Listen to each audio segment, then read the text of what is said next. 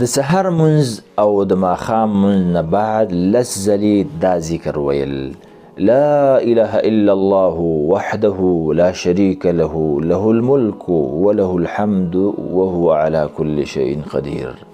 ډیر اسانه ذکر دی او ډیر لږم دی، لس ځلې دی. څونه فایدې دي غوږ شئ. کن اوله فایده، کن کعدل 4 رقاب، لکه تا چې 4 څټونه آزاد کړي، 4 مسلمانان دي د غلامۍ نه آزاد کړي. دا ډیر زیات ثواب لري چې د هغې تفصیل موږ اوس نشو کولی. دویم فایده، وکتب له بهن 10 حسنات، لس نیکۍ د الله په وړاندې تا ته چاپ شوې، ولیکل شوې.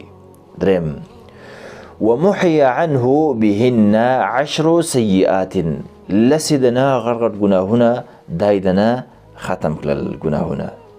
څلورم، ورفع له بهن 10 درجات، الله اکبر. او د دې په ویلو سره 10 درجې ستا جګې کړلې، 10 درجې ستا په جنت کې جګې شوې.